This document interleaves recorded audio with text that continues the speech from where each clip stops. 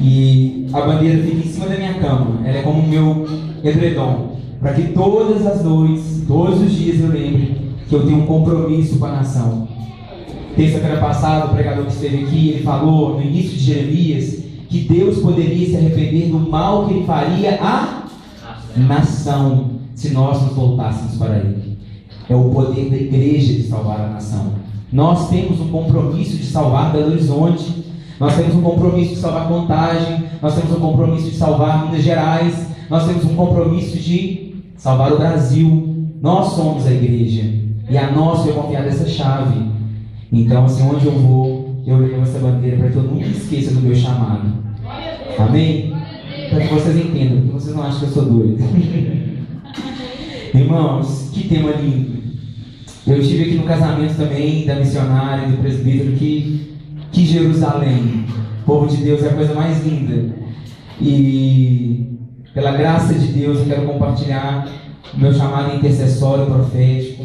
Pela graça do Senhor eu sou um anunciador das boas novas, assim como os meus companheiros. Eu não sou pastor. E eu quero dividir com vocês no que eu chamo dos meus momentos de jardim secreto, nas minhas buscas com o Senhor, o que Deus tem falado, revelado no meu coração sobre a mocidade do Brasil, sobre a igreja brasileira e sobre o tempo profético da nação.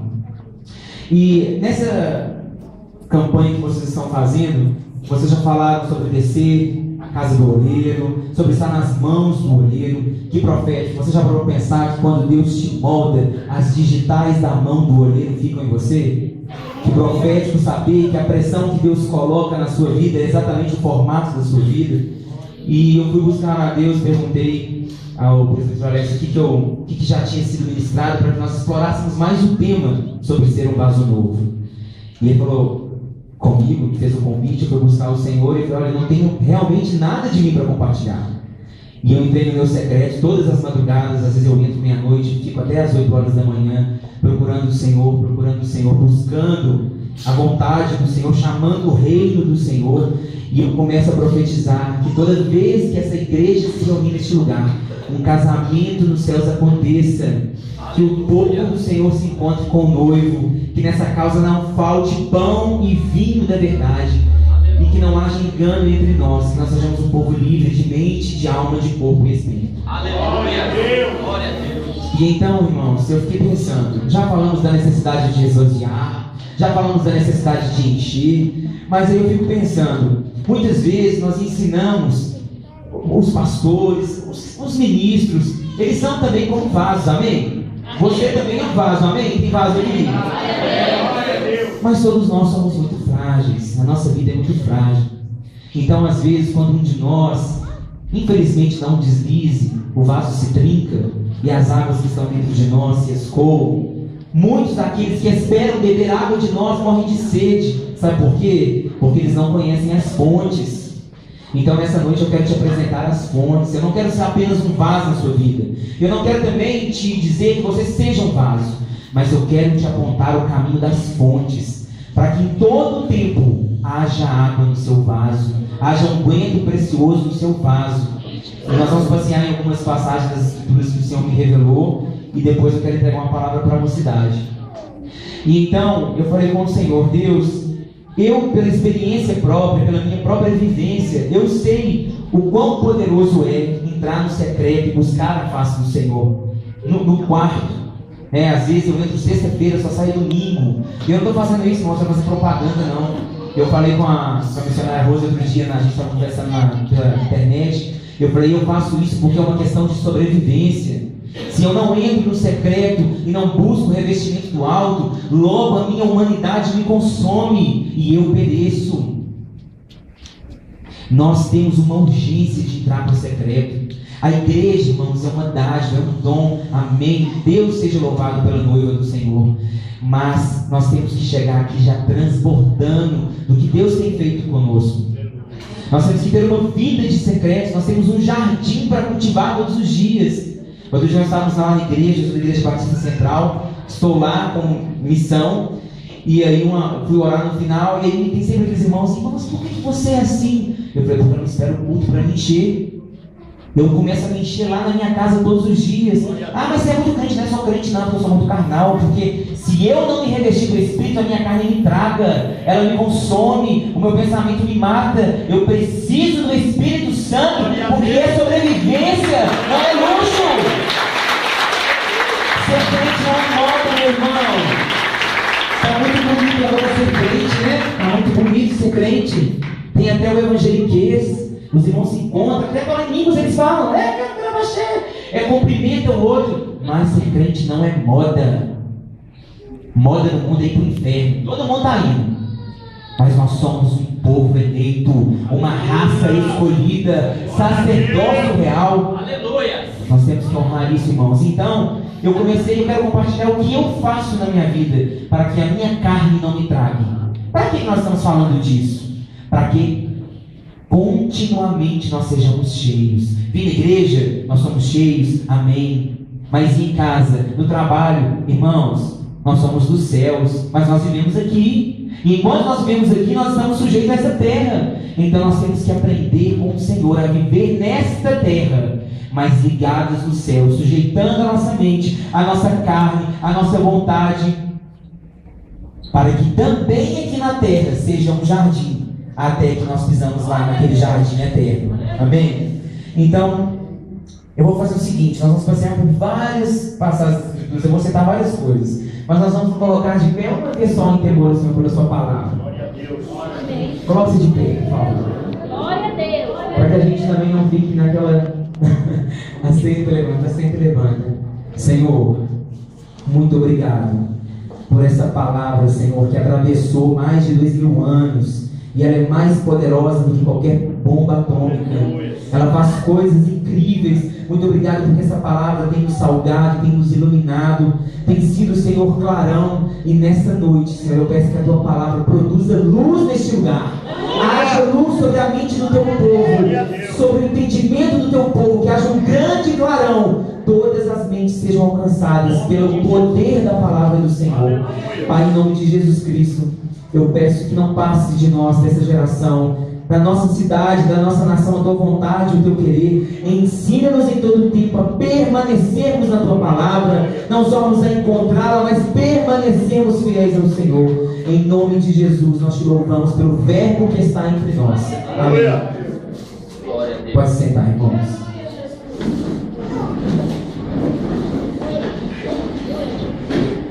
Irmãos, o Senhor me revelou 7 folhas. Nós vamos fazer uma vigília aqui hoje. Eu preciso falar essas 7 folhas. Eu busquei o Senhor, eu não tenho nada de mim para dizer. O Senhor me revelou o querer dele. Eu preciso dizer tudo que está aqui. Pode vir a vigília? Eu estou vendo. Irmãos, abra sua Bíblia, por favor, em Gênesis 2:8. Vamos começar, como dizem, vamos começar do começo.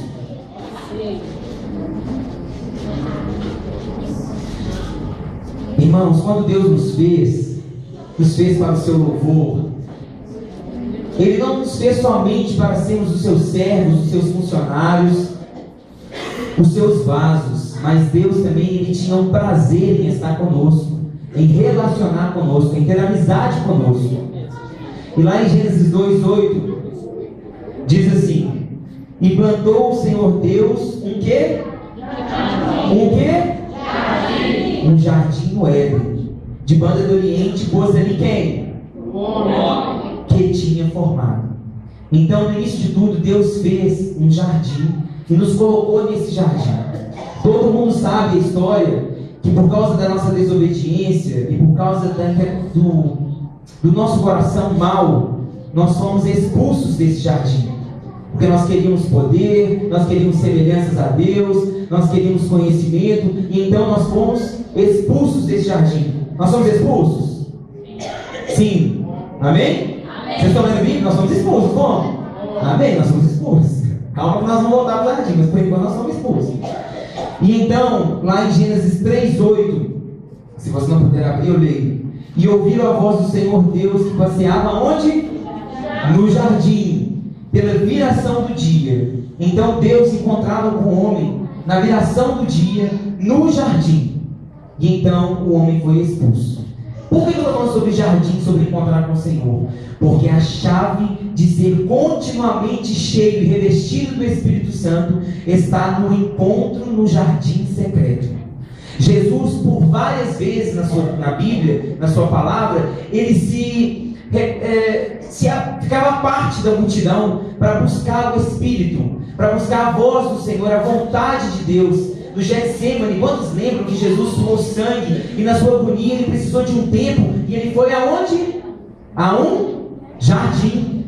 Eles também estavam em um jardim no Getsemane para orar. E ali naquele momento em que Jesus estava no Getsemane chorando sangue, ele estava intercedendo a Deus para que fosse feita a vontade dele, mas também, irmãos, profeticamente, intercedendo por aquele jardim que nós perdemos lá no início da Bíblia, quando o homem se desligou de Deus, esse jardim fosse resgatado através de Jesus. Sabe por quê, irmãos? A morte de Jesus tem dois grandes potenciais: salvar a humanidade e restaurar a comunhão do homem com Deus.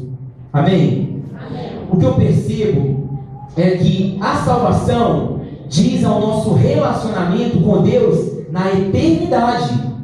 Nós passaremos a eternidade com Deus, mas nós ainda não estamos na eternidade, nós estamos nessa terra. Então Jesus morreu para que nós tivéssemos comunhão, intimidade com Ele. Então Ele morreu para nos salvar e para ter relacionamento com Ele. E então, quando Jesus morreu, Ele foi sepultado no sepulcro, como diz a palavra. E aí, quando Maria e as outras mulheres foram até o sepulcro, viram que a pedra estava removida. E então ela começou a chorar. E quem disse para ela que não era para temer que o corpo de Jesus não estava lá? Quem disse para ela? Ela achou que era um jardineiro, não foi isso? O anjo removeu a pedra, mas quando Maria começou a chorar, então ela pensou que era um jardineiro que dizia a ela para que não chorasse, que o corpo não estava lá mais. Irmãos, se era um jardineiro, é porque ali era o quê? Um jardim. Então, Jesus, lá no início de tudo, Deus fez o homem no jardim. O homem se rebelou contra Deus, foi expulso do jardim, perdeu a comunhão com o Senhor. E então Jesus vai para o Getsemane, passar a sua vontade e pedir a vontade de Deus. Então ele começa a interceder a Deus e sua sangue, e ele pedindo a vontade de Deus e resgatando o que Satanás havia nos tirado, que era a comunhão, o jardim, o lugar de encontro, a criação do dia. E aí Jesus é enterrado, e aí Jesus ressuscita, e ele é confundido com o jardineiro por Maria. Ele estava num jardim. As boas novas é que nós não somos mais desligados do jardim do Éden. O último Éden Jesus já venceu. Nós não somos mais desligados da intimidade do Senhor. Deus nos resgatou o nosso jardim, a comunhão, e é na comunhão que os vasos são cheios, e continuamente eles serão cheios e transbordando até que tudo nessa terra se cumpra. Nós temos que entender, irmãos, que nós não somos daqui. Eita, lelê. Nós todos estamos indo para os céus. Lá é a nossa pátria. Mas enquanto nós vivemos aqui, nós temos que aprender a viver nessa terra, não como escravos dessa terra, mas essa terra é nossa. A palavra diz que onde pisar, a planta dos nossos pés é nosso. O Brasil é nosso, Contagem é nosso, Riacho é nosso, essa rua é nosso, essas vizinhanças são nossas, Belo Horizonte é nosso, o Brasil é nosso, a casa é nossa, tudo é nosso. Tudo é nosso, tudo é nosso, tudo é da igreja, tudo é da igreja. Não tem nada do capeta aqui, não tem nada de Satanás aqui. Ele não tem chave nem da casa dele. Jesus foi lá e resgatou. Ele tem as chaves da morte. Irmãos, nós precisamos urgentemente, uma vez, para pensar, se Jesus resgatou o jardim e nos deu também expectativa de viver a eternidade no jardim, é porque Ele tem uma urgência que nós nos encontremos com Ele nessa terra, no nosso secreto, no nosso quarto. Nós precisamos encontrar Deus. Sabe para quê? Para que nós vamos ler. Peraí. Eu falo que nós devemos buscar a face do Senhor em todo o tempo. Nós estávamos numa reunião de célula da nossa igreja, E aí a reunião falava sobre buscar a Deus, intimidade, adoração. Aí começou a dar as opiniões: nós buscamos a Deus só em tempos ruins, só em tempos difíceis. E eu lá quietinho, tinha chegado atrasado, já estava envergonhado, então comecei a orar em línguas para chamar você daqui, para baixar no cantinho. Então eu lá bem quietinho, eu lá com vergonha. E aí o pessoal falando: mas que nós só buscamos o Senhor na diversidade, nós não prestamos, né, irmãos? E Deus falando comigo: ai. Eu falei assim: meu Deus, que ai é esse? E Deus falou: ai, se vocês me buscassem realmente quando precisassem. Ai, se vocês realmente me buscassem quando as coisas estivessem apertadas. Ai, se vocês realmente me buscassem quando as coisas estivessem difíceis. Sabe por quê? Todos os dias nós estamos entregues à carne. Que é coisa mais difícil que isso? E por que então todos os dias nós não estamos buscando? Será que Deus precisa nos visitar? Aliás, nem sei se Deus nos visita uma enfermidade, que enfermidade não é de Deus. Mas será que Deus tem que permitir uma enfermidade ou um grande terremoto visitar os olhos humanos para então nós entendermos que é tempo de voltar os olhos para Deus? Todos os dias nós estamos entregues à carne. Meu irmão, eu não sei você, mas a internet briga comigo todo dia. O Facebook me cutuca todo dia. Eu tenho que começar a cutucar o anjo para ver se o anjo desce para me ajudar. Tem jovens aqui? Quantos tem Facebook? Irmãos. Hoje quem vai cutucar você é o Senhor. Ai de você não adicionar ele no seu perfil. É uma briga, nós que somos jovens. O tempo todo a nossa carne, os nossos olhos, o tempo todo a gente está tentado a fazer muitas coisas. E isso não é situação de perigo? Isso não é situação de perigo? Se fosse olhar as situações de perigo, todos os dias nós deveríamos correr para Deus. E Deus começou a falar comigo: ai de mim, ai de vocês. Se vocês me buscassem, estariam satisfeitos e vocês estariam salvos. Porque que vocês não me buscam em todo o tempo que vocês estão entregues à sua própria humanidade, à sua própria carne, à sua própria vontade. Vocês são almáticos. Você sabe o que é uma geração almática, irmãos? Nós somos espírito, que temos um corpo e temos uma alma. A geração almática, a alma é responsável por guardar todos os petis. Sabe aquela irmã que você fala uma coisa: eu gostei, deixa eu falar. Sabe aquelas coisas da alma, aqueles petis, aquelas besteiras, aqueles milindres. Irmão com raiva de irmão falando que o pastor de terno não está, que irmão está falando que o cabelo do irmão está grande, outro não está, irmã brigando que teve oportunidade, a outra não teve. Isso é a alma, irmãos. Isso é a alma. Geração almática, que não pode ver um filme, não pode ver uma propaganda de biquíni, que todo mundo já começa a ficar louco. Isso é alma. Isso é alma. E sabe por que nós temos que buscar a Deus? Porque nós temos que nos revestir do Espírito Santo. Porque o Espírito Santo, irmãos, que nos capacita a viver uma vida debaixo do governo e do senhorio do Espírito Santo. Cristãos almáticos são cristãos que revelam pouca intimidade com Deus, pouco conhecimento de Deus. Nós devemos buscar o Espírito Santo, irmãos, para tornarmos crentes espirituais.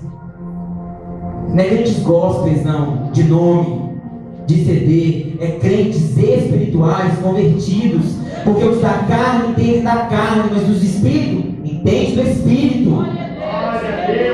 A alma demais no nosso meio, há meninas feridas demais no nosso meio, defraudadores no nosso meio. Como os jovens começam os namoros: ai, Deus está me falando. Está falando porque é da vontade dele. Aí Deus falou. Aí passa um mês, desfez o namoro. Mas Deus mentiu? Deus não tinha falado? Ah não, mas eu sinto de Deus.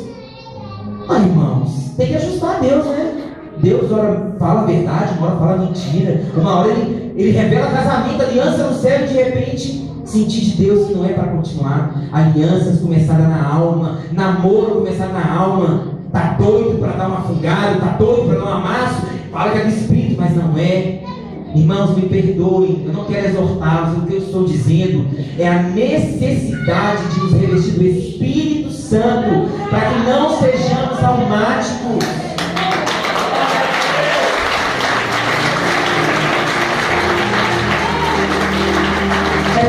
ser um vaso novo, mas a palavra diz que nós somos um vaso de barro para que a excelência do conhecimento seja de Deus e não nossa. Como serão os vasos nas mãos de Deus, almáticos? Ai, Deus deu profecia para a irmã, não me deu. Tem gente até com alma com Deus. Ah lá, Deus só usa irmãzinha, ela todo dia não retrata comigo e me visita.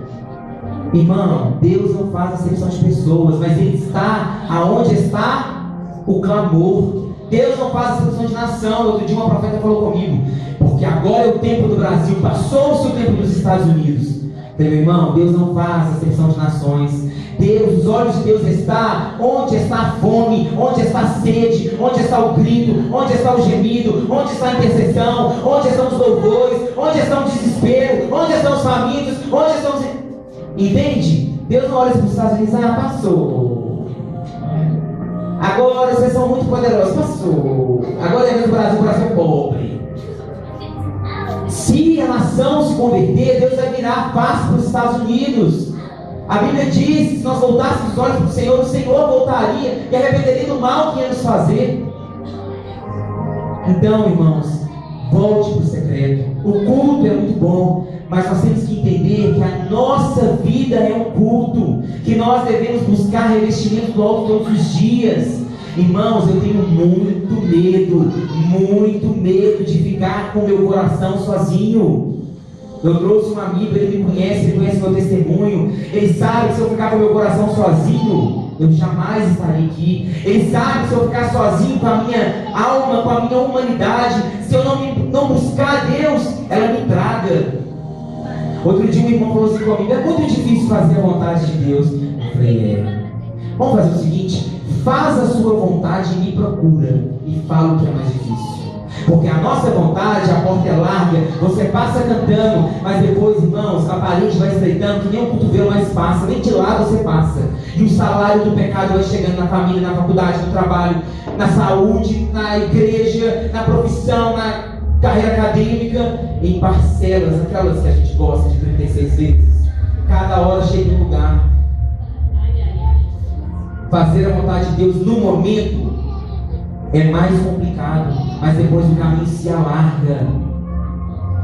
Então, o que eu quero dizer é que para ser um tempo de ser um passo novo, nós não temos que buscar somente uma campanha, irmãos. Nós não vivemos de campanhas, nós não vivemos somente de culto aqui entre a congregação. Nós precisamos todos os dias levantar um altar ao Senhor, para Deus misericórdia de mim, porque se o altar do Senhor não veio na minha vida consumida, Senhor, olha meu coração.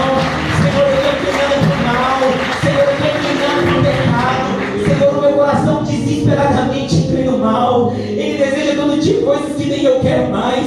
Senhor, eu estou aqui, não é só porque o Senhor me ensinou, é porque eu não te buscar, Senhor, eu vou estar buscando as trevas.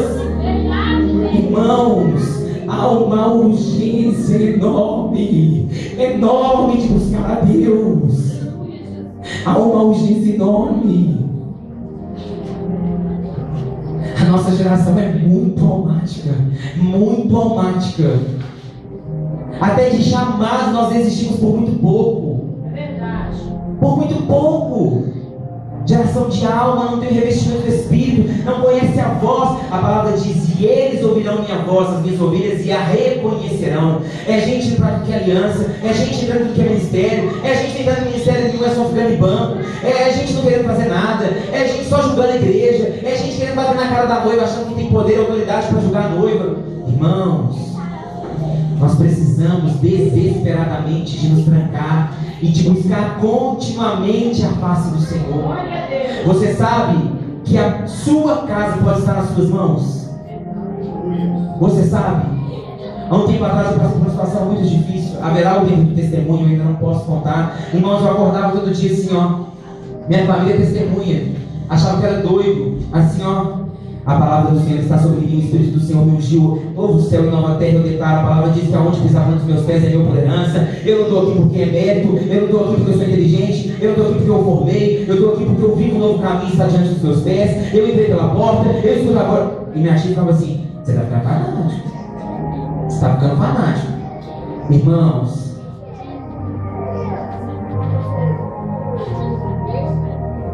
é tempo de nós sujeitarmos a nossa alma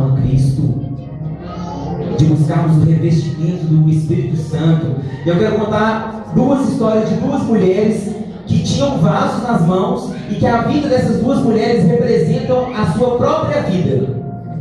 O vaso que elas carregavam representa a sua própria vida. Uma delas foi a mulher samaritana.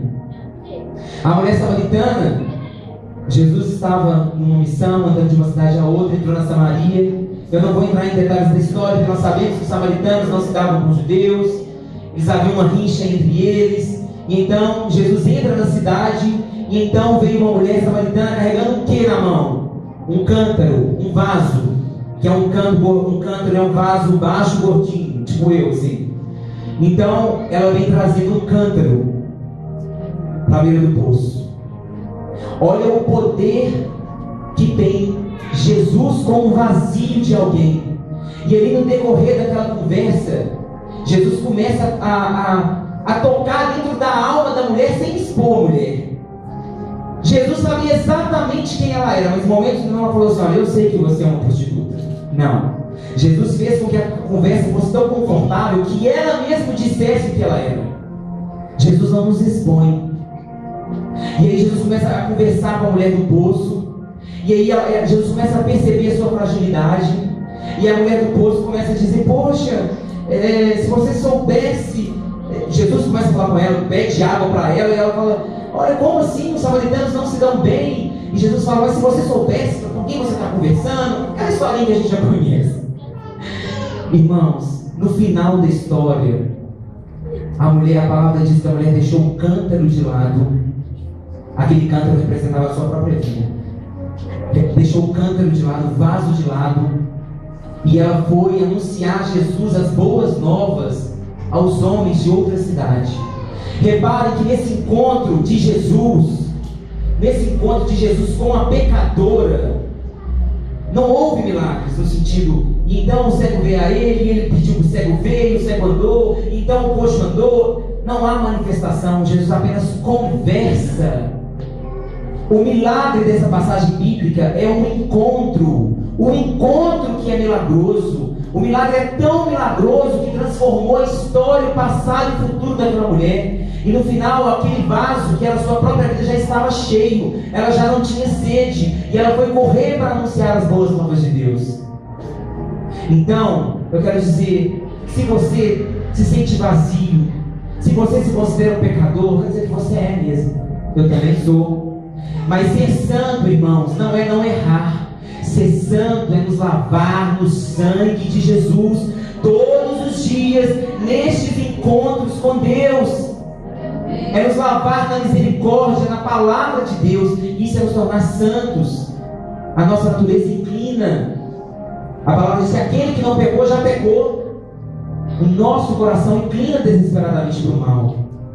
Mas nós também temos uma outra história de uma outra mulher que também era uma outra pecadora, que também teve um encontro com Jesus, que foi a mulher que ungiu os pés de Jesus. Repara, irmãos, todas duas eram pecadoras, todas duas tinham uma história de pecado, mas uma foi com o seu vazio diante de Deus, o seu pecado e o seu vazio, e Deus a encheu de propósito, de significado, de esperança, de fé, de ânimo. Houve revelação. Deus revelou a vida da mulher. Quando disse: vai lá e chama o seu marido, ela falou: não, mas o que está comigo agora não é meu marido. Ele falou: eu sei. E ela vai: olha, veja que é profeta. Quando nós encontramos com o Senhor, a revelação, a cura, a conforto na fé, a encorajamento. Por isso que nós precisamos todos os dias correr para o secreto, para nos revestirmos, termos revelação, termos visões, termos contato com o Senhor, sabermos da palavra e termos conhecimento da vontade de Deus. Essa outra mulher era uma pecadora também, mas ela foi com um vaso cheio, e um vaso cheio de unguento precioso, nardo precioso. E então diz que estavam todos reunidos. Ela entrou, quebrou o vaso, ungiu, chorou, secou com seus cabelos e beijou os pés de Jesus. Irmãos, é as duas passagens que eu mais amo na Bíblia. Sabe, às vezes eu gosto de pensar que Jesus só fez essa história lá há tantos anos atrás dessa mulher, porque hoje existe uma mulher assim no nosso meio. Existe um coração exatamente igual daquela mulher aqui no meio. Aquela mulher do poço, eu gosto de dizer que Jesus só levantou essa história na Bíblia porque era você. Há 2000 anos atrás ele via você. Então hoje há esperança para você, porque Jesus já deixou um caminho de esperança para alguém que tinha a mesma sede que você. Então essa mulher quebra o vaso, unge os pés de Jesus. Percebam que foram 2 encontros, irmãos. 2 encontros. Jesus encontrou com um vazio de um vaso de uma mulher pecadora. No segundo, Jesus encontrou um vaso cheio de uma mulher pecadora, mas de uma mulher que sabia derramar o que era precioso aos pés de Jesus. E essa é a diferença. Eu sou um pecador, você é um pecador. Nós somos salvos pela graça e vivemos pela graça. Mas eu sei que eu posso entrar no Santo dos Santos, não é porque não tem nada na minha lista de pecados que me acuse, embora já não há condenação para os que estão em Jesus, mas é porque o sangue de Jesus me autorizou a entrar. Ele bateu um carimbo com o sangue dele no meu braço. Eu tenho passaporte para o Santo dos Santos. Hoje eu estava no meu quarto, quando eu conversei com a Rosa, eu falei: Rosa, eu estou aqui orando com os 2 pedaços do véu nas mãos, porque já foi rasgado. Eu estou só aqui orando porque está nas minhas mãos rasgado. E aí ela derrama o que é precioso. Ela sabia que era uma pecadora, ela sabia que ela precisava de Jesus, ela sabia que ela seria julgada, mas ela derrama o que é precioso. E sabe o que é precioso para Jesus? O unguento derramado aos pés de Jesus, que era precioso para Jesus, eram as motivações do coração. São as nossas motivações, irmãos, que são preciosas para Jesus. É o que nós temos dentro do nosso coração precioso. Sabe o que é adoração? Adoração é lindo vermos todas essas pessoas cantando, mas a adoração acontece num lugar que eu não vejo dentro de você. A adoração acontece quando você canta e o que o seu coração sente quando você canta. A adoração é quando as suas palavras pronunciam, o seu coração beija a glória de Deus. A adoração é quando você canta e o seu coração está lá lembrando Deus e lembrando de Deus. Lembra, Senhor. Ah, Deus, ó Senhor, são gemidos inexprimíveis. Isso é adoração. Adoração não tem a ver com lágrimas, com mãos erguidas, embora isso sejam expressões de adoração. A adoração acontece quando eu não vejo. Então, quando eu estou aqui na frente ministrando louvor, eu não posso ficar cavando a igreja, embora nós temos que ensinar a igreja a adorar. Mas eu nunca sei quando a igreja está em adoração ou não, porque eu não estou vendo o coração de ninguém. Irmãos, chorem. Já viu cultos assim? Irmãos, chorem. Irmãos, ajoelhem. Irmãos, mandem beijo. Irmãos, levantem a mão.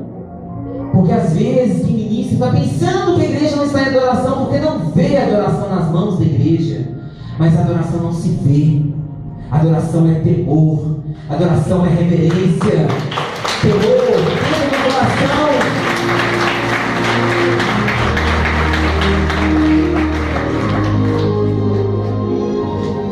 Irmãos, eu fiz tanta coisa para dizer, e o Espírito Santo fez pular um monte de coisa que ele sabe que o nosso tempo é curto. Já foram 4 folhas. Olha que livramento que Deus deu. Só um momento. Glória a Deus.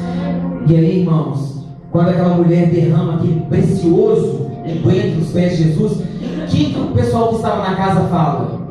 Que desperdício. Que desperdício.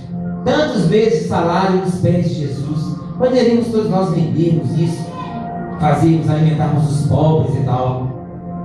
Irmãos, deixa eu dizer algo para vocês. Você é um vaso. Você tem o Espírito Santo. Mas deixa eu te dizer uma coisa.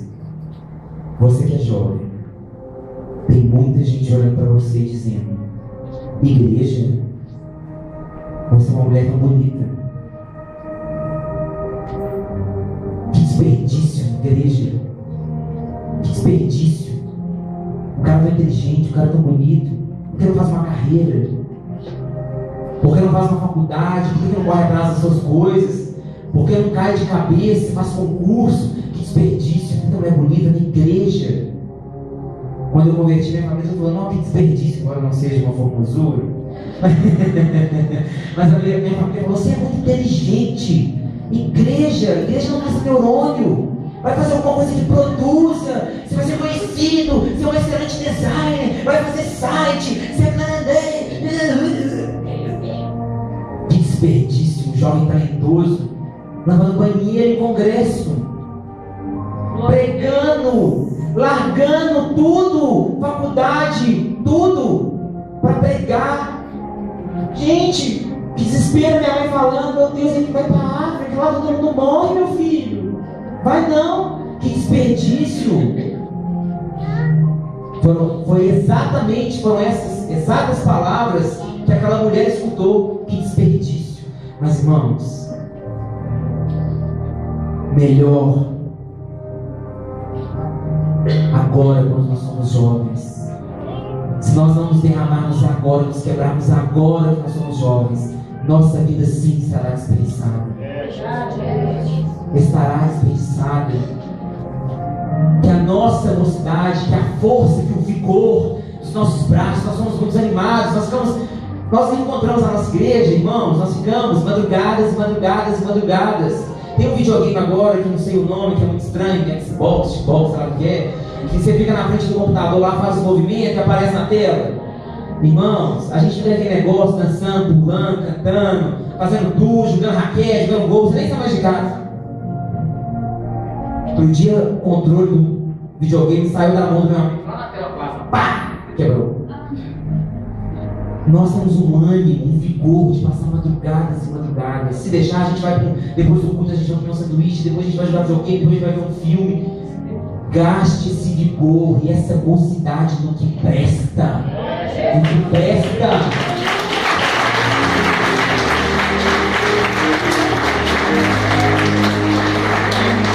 Deixa eu dizer algo para você. Sofrer, todos nós vamos. Os jovens que estão na igreja vão sofrer. Os jovens que estão no mundo também vão sofrer. Porque nós temos uma mania de coitadinho, que a gente acha que a gente é crente, que não deve acontecer nada com a gente.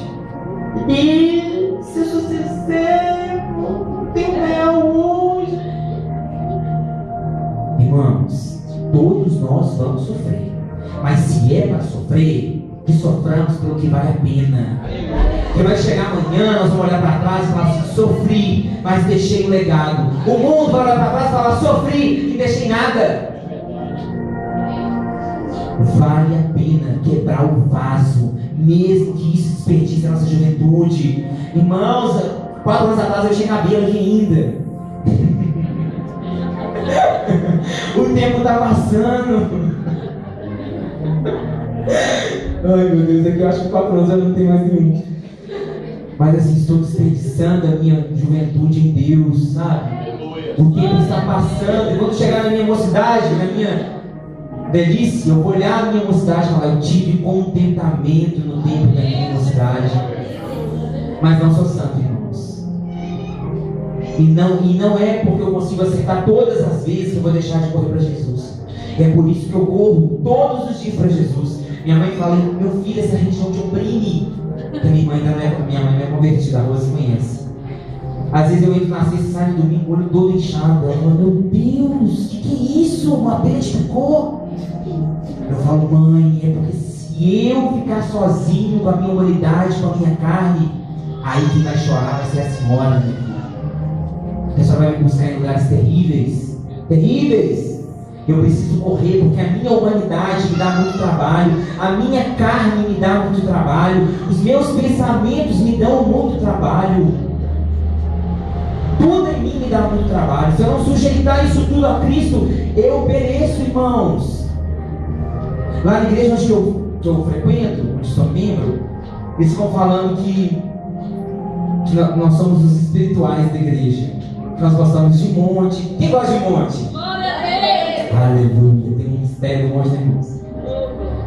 E ficam falando que nós somos espirituais, que nós somos no monte, que nosso assunto é só Bíblia, e que nós só falamos de ficar trancado no quarto. Mas nós sabemos o quão difícil é sermos nós mesmos. É porque é muito difícil é ser eu na minha humanidade que eu tenho que me sujeitar ao Espírito Santo, irmãos. Senão eu sou somente alma. E a alma da piti, a alma da faz pirraça, a alma que, sabe, sapateia, não quero, não quero. E Deus não vai, não quero. Ai Deus, usa-me, envia ele, Jesus. Nunca envia mim, né? Sempre envia ele. Irmãos, não é pecado ter alma. Deus nos constituiu com alma. Mas a nossa alma deve ser subjugada ao nosso espírito. É por isso que nós devemos entrar no secreto, no jardim secreto. Todos os dias entrar no jardim secreto. Desenvolver uma amizade com Deus. Ler a palavra. Tem dia que não vai haver palavras na sua boca. Você fecha os olhos e contempla o Calvário. Eu começo a contemplar o Calvário e Deus começa a me dar visões. Eu começo a ver os meus tios convertidos. Eu começo a ver os meus vizinhos. Teve um dia que eu fui dançar com o anjo no meu quarto, deu um capote, cai em cima do guarda-roupa, o guarda-roupa cai em cima de mim. Minha mãe acorda assustada. O que está acontecendo aí dentro? Mas nós estamos dançando, hein, mano? Irmãos, não há lugar melhor do que o secreto do Senhor. O secreto do Senhor. Aqui é muito bom quando a gente pula, quando a gente dança. Mas se você quer ser um vaso novo e continuamente cheio do Espírito Santo, você deve buscar a face de Deus todos os dias. Você deve cultivar esse jardim, irmãos. Eu vou ficar repetindo isso até vocês começam a dar glória e falar assim: eu entendi que eu preciso ter um jardim, que a minha amizade com Jesus é uma planta que eu preciso regar.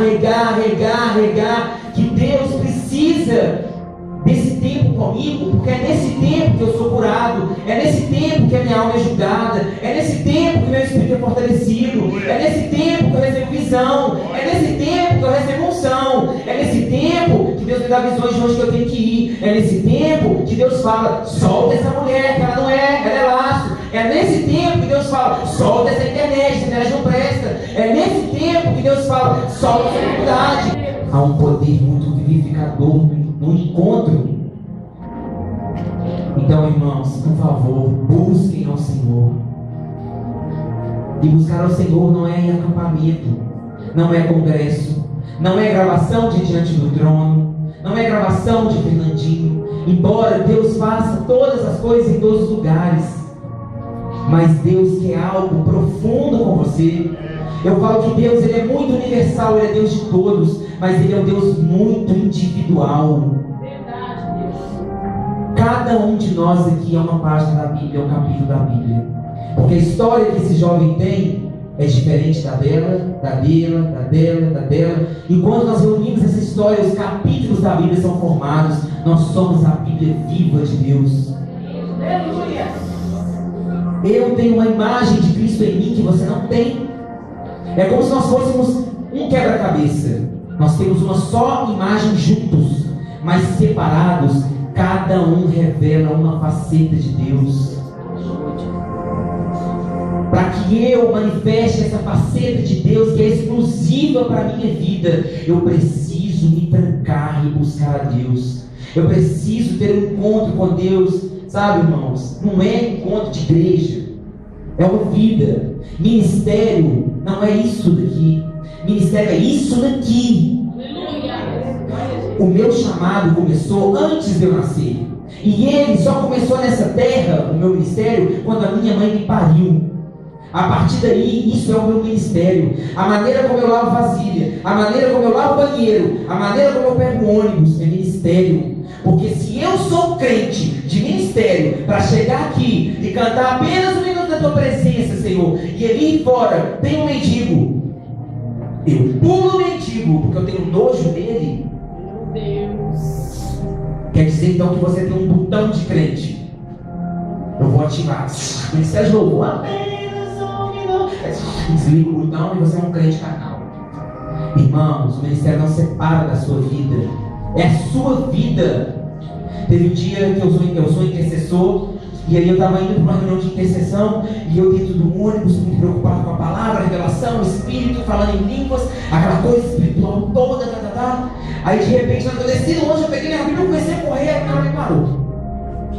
Me parou e falou assim: moço, era o mendigo, ele estava todo sujo. Eu falei: não, agora não, eu preciso ir para a célula. Eu falei para o mendigo onde eu estava indo. Não, agora eu não preciso ir para a célula. Eu comecei a andar correndo. Comecei a correr. Quando eu comecei a subir a escada do lugar onde eu ia ministrar, Deus falou: ah é? Ah é? Você então é o intercessor da célula. Ah é? Eu acabei de trombar com você e agora? Irmãos, nós temos que entender que o nosso ministério é a nossa vida. Se você lava o banheiro reclamando, gritando, xingando, falando palavrão, o seu ministério está comprometido. Aleluia. Você precisa voltar para Deus e pedir perdão a Deus, porque a sua vida, ela não existe para embelezar. Irmão, você não é um vaso de enfeite, e você não é um vaso sanitário, me perdoa a palavra. Então para de engolir qualquer lixo, qualquer, que eu não posso dizer, que é aquilo que a gente faz no vaso. Para de engolir qualquer coisa. Você é templo do Espírito Santo. Aleluia. Glória a Deus. Para de ficar comendo migalha. Você não é vaso de enfeite. As mulheres lindas, fico vendo às vezes em algumas igrejas que a gente vai, irmãos, a gente vai onde as mulheres, ó, você acha que é espírito? Não, diz que vão pegar na chapa delas. Sério? Você vai passar bandeira para ministrar um avivamento, uma profecia, e está lá todo mundo no fogo, e a irmã está assim, ó, mas é para proteger o cabelo dela.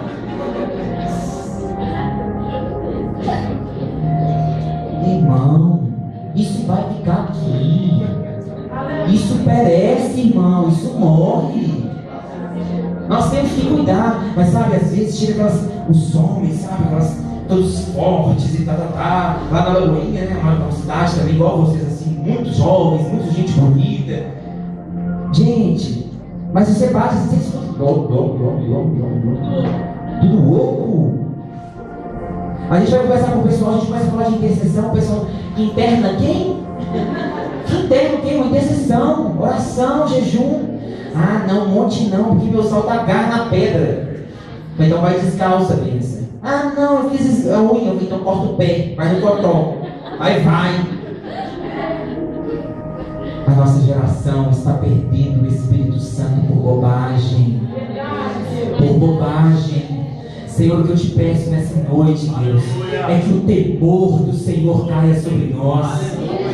Que o tremor e o temor do Senhor caia sobre nós, Deus. Que nós não sejamos aquele povo que andou 40 anos e que o Senhor esperou todo mundo morrer para que salvasse alguém que prestasse para a sua promessa. Em nome de Jesus, ó Deus, que o Senhor não espere que todos nós venhamos fechar os nossos olhos para levantar uma outra geração na possibilidade de o Senhor usar. Deus, tem misericórdia. Tem misericórdia, Deus.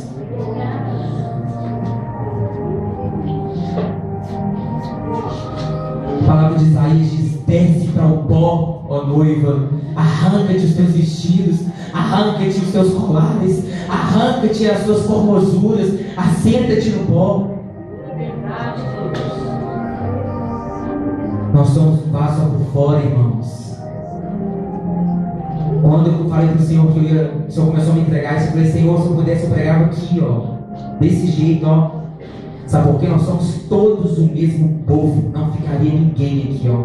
Ninguém.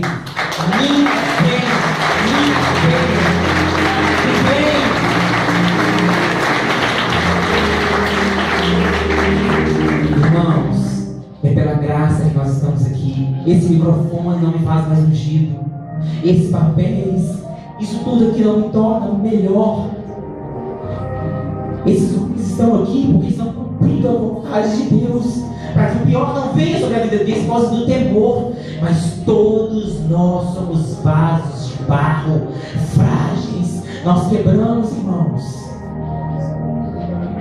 Tempo atrás eu perdi uma ligação tão triste. Um amigo meu de 24 anos suicidou, um jovem como eu e você, que não aguentou a pressão do mundo. 24 anos, ganhando 6 mil. Era mestre do Pitágoras, ele já tinha doutorado, com 22 anos pediu emancipação estudantil, cara inteligente, brilhante, carro importado, mas ele não resistiu à pressão do mundo. Sabe por quê, irmãos? Eu não o culpo, porque o mundo é mau. Mas se nós não buscarmos o revestimento do Espírito Santo, sabe, às vezes a gente volta da igreja e corre para o quarto para orar de novo. Teve um dia nós passamos na virada do ano, horas e horas. O nosso culto na Lagoinha começa às 7 horas, ano novo, e vai até 00:30. E dá aliado profético, e oração pela família, e oração pela nação. Chega uma hora que você está no chão só com a mãe aqui, senão você nem está mais em pé. É muito exaustivo, sabe, muito cansativo o culto. E aí nós fomos para um lugar para fazer a nossa festa, e chegou lá e falei, irmãos, que bom, eu fui o anfitrião da festa, eu falei, que bom que vocês chegaram, 2 horas da manhã eles tinham chegado. Agora nós vamos fazer o nosso culto. Aí teve um irmão que me procurou e falou assim, irmão, nós estamos desde 7 horas da noite fazendo culto, vamos fazer alguma coisa que não é de crente.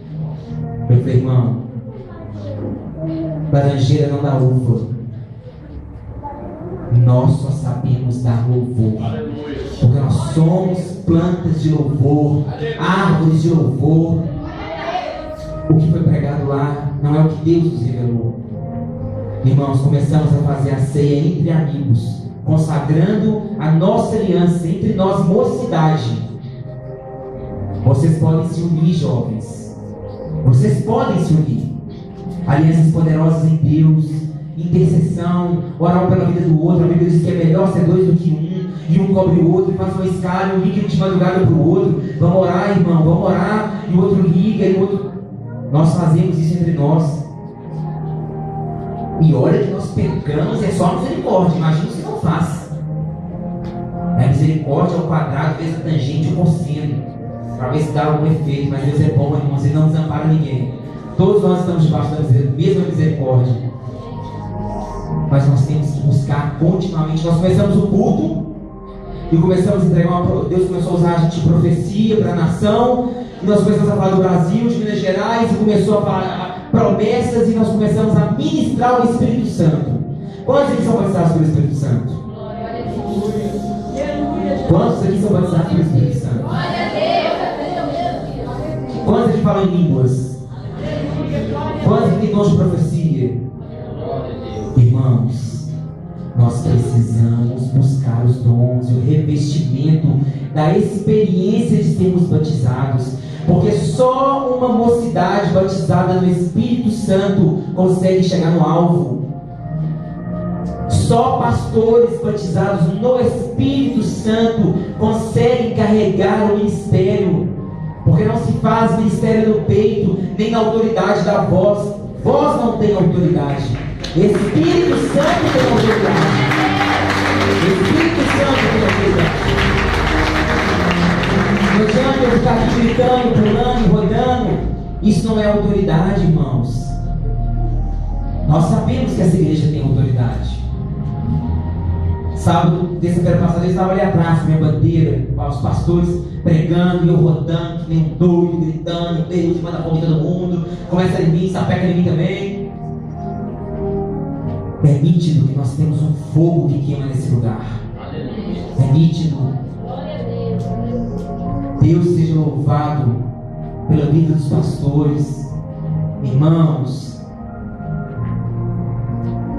ai daquele que toca nos ungidos do Senhor. Tenha temor quando olhar para esses homens. Cuidado com as suas implicâncias. Cuidado com as suas cobranças. Cuidado com a sua alma. Uma igreja que fala do pastor afunda. Uma igreja que fala da liderança afunda. Ai daqueles que tocam nos ungidos do Senhor. Que eles entendam com Deus. Que eu entenda com Deus. Sabe por que o mundo vence às vezes a igreja? Porque já viu? O mundo é assim, irmãos. Eu tenho amigos do mundo. O cara liga meia-noite pro cara. Fulano, nós vamos agora pra casa do Pezão comer tropeiro. Vão! Baixa 500 caras lá. Irmão, agora nós só estamos indo lá pra casa de Ciclano, nós vamos queimar uma carne. Vão! Irmãos, nós estamos indo ali agora. Nós vamos indo lá pro luz. Vão! Todo mundo vai. Todo mundo peca junto, foi junto. Agora a gente não. Irmão, vamos pro monte. Ai, não posso. Irmãos, vamos reunir em oração. Ai, eu não é o meu chamado. A casa dividida entre si não subsiste. O mundo às vezes ganha porque eles têm alianças. Eles têm aliança, irmãos. Eles ficam muito juntos, muito unidos. Misericórdia eu não vou falar, mas às vezes dá uma espécie até de inveja de ver quão forte a amizade do mundo é. Eles têm uma amizade incrível. Um defende o outro, um cobre o outro, um esconde até pecado do outro. E aí a mãe do fulano fala quem bebeu essa garrafa. Todo mundo fala junto, eu. Mas ninguém denuncia o fulano. Está todo mundo para a cisterna junto. Agora a igreja não é unida por nada. Por nada. A igreja é uma pastora que faça, a intercessora que ore, o profeta que profetize, a mulher que limpe, o outro que faça isso. Cada um no seu quadrado, né, irmão? Irmãos, em nome de Jesus, o que nos une é mais forte do que nos separa. Quantos entendem que precisa ser revestido do Espírito Santo? E é a última coisa que eu quero compartilhar. É que quando eu buscava Deus uma visão sobre a nossa mocidade, sobre essa mocidade, Deus me levou lá em 2 Reis, naquela passagem que fala das botijas, onde o óleo caía, mas precisava-se de mais botijas para encher. Tem um óleo caindo neste lugar. Essa noite, o Senhor tem um pouco da sua brecha dos céus aberta e há um fio de óleo correndo neste lugar. Mas a pergunta é: onde estão as botijas? Onde estão as botijas? As poucas que se disponibilizam são cheias. Cheias de pecado, cheias de amargura, cheias de rebeldia, mas amém, elas se disponibilizam. Deus renova a sua água. À medida que a água vai caindo, as águas sujas saem e a nova fica. Mas Deus quer mais do que isso. Quantos querem receber o fio, o óleo do alto, para o enchimento do Espírito? Quantos querem? Eu estou para te dizer que se nós não recebermos o Espírito Santo, nós vamos perecer. Já estamos perecendo por falta dele, porque a palavra diz que nós perecemos por falta do conhecimento. E como que toda a terra será cheia, como as águas cobrem o mar?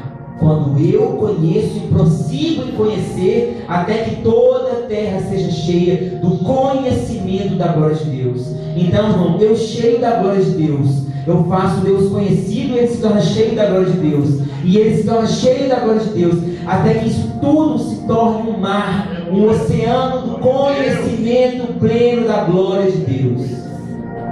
Talvez aqui hoje tem lagoas, uns aqui, uns ali, uns aqui, poços do conhecimento de Deus. Mas é a vontade de Deus que todos hoje sejam cheios do pleno conhecimento da glória de Deus. Aleluia.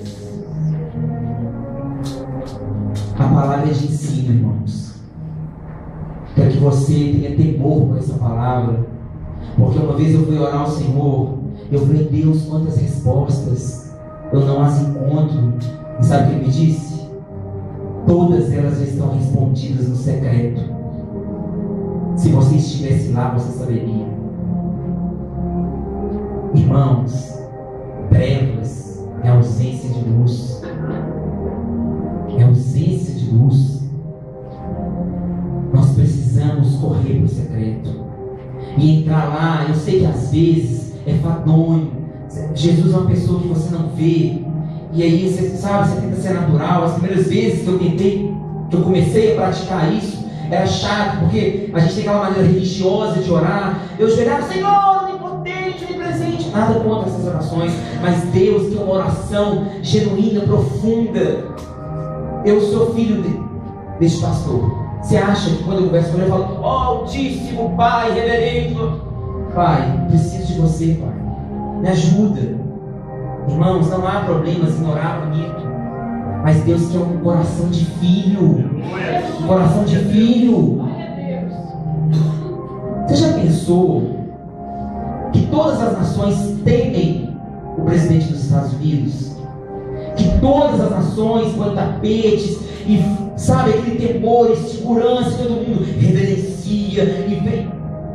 Mas o filho dele, eu vi uma foto, o filho dele brincando debaixo da mesa dele. Imagina o presidente dos Estados Unidos e o filho dele brincando de pique-esconde na sala do presidente dos Estados Unidos, na Casa Branca. Que intimidade é essa, irmãos? Só os filhos podem brincar assim. Vai eu lá, falei, presidente, how are you? Sou do Brasil, vou dar uma brincada de pique-esconde aqui, o senhor fica à vontade, eu vou dar uma brincadinha aqui. Só os filhos têm essa autoridade. Nós somos filhos, irmãos. Quando Jesus venceu Satanás na cruz, ele falou: se você é pastor, desce da cruz. Se você é evangelista, desce da cruz. Se você é missionário, desce da cruz. O que ele falou?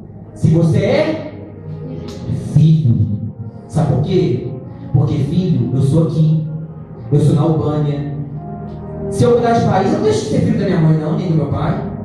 Se eu pecar, eu não deixo de ser filho do meu pai e da minha mãe. Se eu for para a Albânia, para a Indonésia, para a China, se eu estiver forte, se eu estiver bem, se eu estiver caído, eu nunca deixo de ser filho. Filho não se toma. Agora, há lugares que você não é reconhecido como pastor.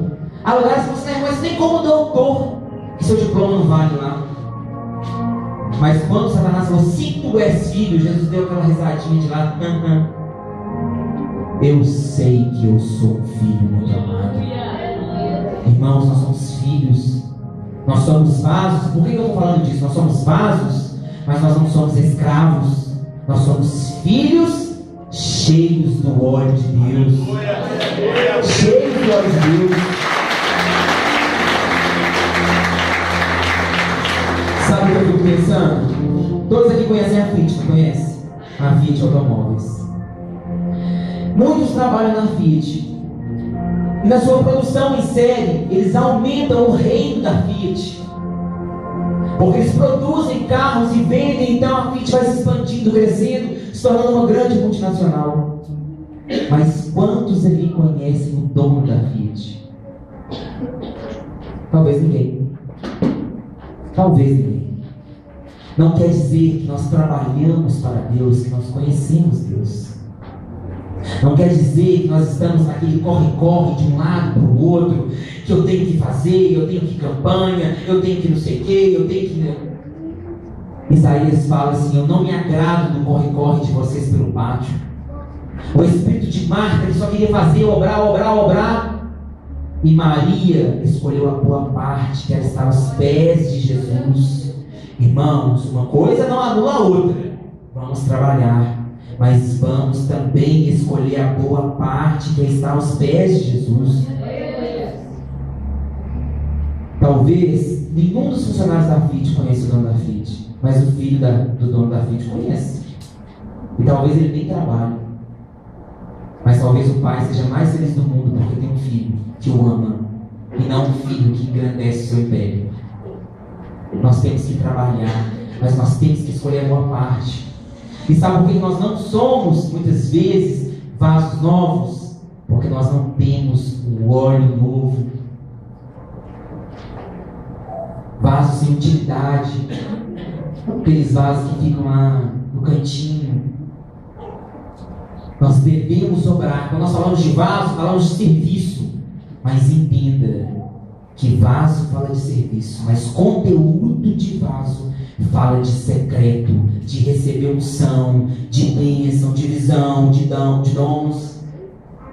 Não adianta eu só obrar ser um vaso e ser vazio. Não adianta também eu só buscar o Senhor no meu quarto, não ser um vaso. Porque eu preciso levar toda essa água para alguém que tem sede. Vocês concordam? Amém. Amém.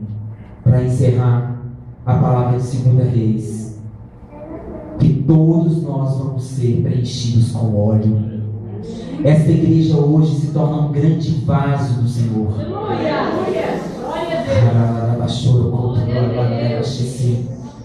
Senhor, nós estamos reunidos aqui, Senhor, e este lugar se torna nesta noite um grande vaso nas tuas mãos. Destampa esta igreja e que do alto dos céus o Senhor mande algo precioso sobre nós, um azeite precioso sobre as nossas fraquezas. E nós dizemos a todas essas fraquezas: tornem-se fracas, até que não nos dominem mais. A todos os pecados que se sujeitem ao Espírito Santo, e que sejamos completamente cheios. Espírito de divisão nesta igreja, nós te repreendemos, nós não te aceitamos, nunca houve e nunca haverá oportunidade para ti no nosso meio. Nós só cremos num só Espírito, o Espírito Santo. Nenhum outro Espírito pode encher este vaso. Senhor, em nome de Jesus Cristo, nos faça um vaso útil nas tuas mãos. Troque nosso óleo, nos queime, nos chame para o secreto. Tenha um milagre, Senhor, de nos encontrar, de nos restaurar. Vivifica os mortos, tira este sono de nós, tira esta apatia, tira esta preguiça, tira esse vínculo com este mundo, tira este vínculo com este mundo mau que perece, Senhor, que nos faz derreter, que nos humilha, que nos despreza. Este mundo nos humilha, Senhor, mas nós temos aliança com aquele que nos exalta, com aquele que nos preenche. Senhor, milhares de jovens essa noite que se humilham por causa de um amor, de uma demonstração de afeto. Senhor, em nome de Jesus Cristo, nós pedimos que o Teu Espírito honre os jovens dessa igreja. Levante as mulheres como vasos de excelência. Restaura a sexualidade da Tua igreja. Faça permanecer o fogo, mas o fogo do Teu Espírito. Dê visão a esses jovens. Que essa visão se abra e que todo olho contemple o Senhor nesta noite. Que todo ouvido escute o Senhor. Que todo joelho te ame e te adore e se prostre diante do Senhor. Pai, em nome de Jesus, tira de nós essa plantação que não cresce. Senhor, transforma essa igreja numa vinha, onde o Senhor pisa nas uvas e produz o sangue do Cordeiro. Senhor, desperta o Teu povo, porque ele está morrendo. Senhor, em nome de Jesus, nós te pedimos, tenha misericórdia da nação, tenha misericórdia dessa rua, onde a igreja do Senhor é plantada, a transformação. Transforma esse estado, transforma essa rua, transforma essa vizinhança, transforma essa nação, porque nós não somos mortos, mas somos vivificados pelo Espírito Santo. Senhor, produza os Teus efeitos, produza os Teus efeitos, porque a Tua palavra não volta vazia. E Deus, em nome de Jesus, desperta, Senhor, a Tua igreja. Tira a Tua igreja, Senhor, desse negócio. Tira a Tua igreja, Senhor, dessa visão paranoica, dessa visão medíocre, dessa migalha, porque o Senhor tem uma mesa para nós, onde os filhos se sentam e o nosso cálice transborda na presença dos nossos adversários.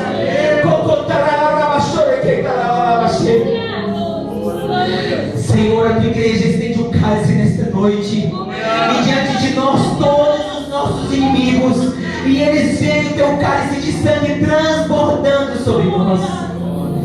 Coloque-se de pé, irmãos. Coloque-se de pé em nome de Jesus Cristo. Se você tem temor pelo Senhor, feche os seus olhos, para que você não se distraia com nada. Fechar os olhos não traz o Senhor, mas concentra o Espírito e a alma. Sonde o seu coração, meu irmão. Sonde o seu coração. Eu não vou manipular, eu não vou dizer nada, porque eu espero que você tenha aproveitado essa palavra. Chame a atenção do Senhor. Eu não preciso dizer o que você deve fazer. Eu vou orar com vocês. Aleluia, bendito Senhor. Senhor, o Teu povo se reúne nessa noite, e os Teus olhos barreram toda a terra nessa tarde, procurando alguém. Nós estamos aqui, o Senhor nos encontrou. Pai, já que os Teus olhos nos encontraram, encontrou a situação do nosso coração, da nossa casa, já que os Teus olhos estão mirados em nós, que nós estejamos no alvo da Tua graça e da Tua misericórdia. Senhor, encha esses vasos pelo amor que o Senhor tem à nossa nação, pelo amor que o Senhor tem a essa juventude. Senhor, nós decretamos que os corações dos jovens se convertam nessa hora ao coração dos seus pais. Senhor, nós colocamos por famílias.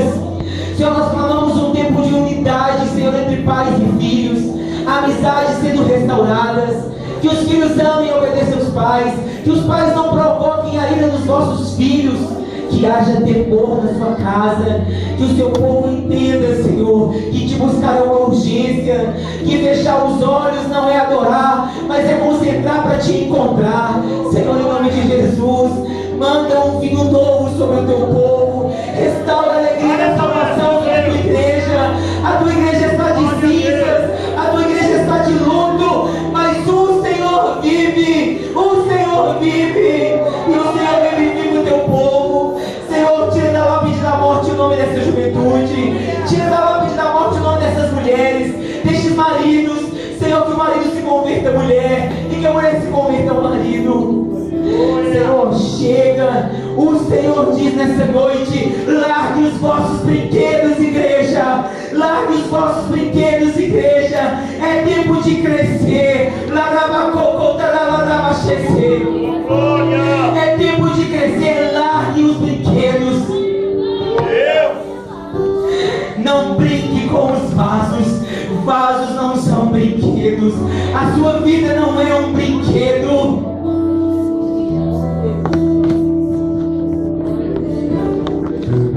Espírito Santo, reveste-nos com poder e autoridade. Abre o nosso entendimento, a nossa visão. Que essa igreja avance, Senhor. Que esses jovens se dobrem.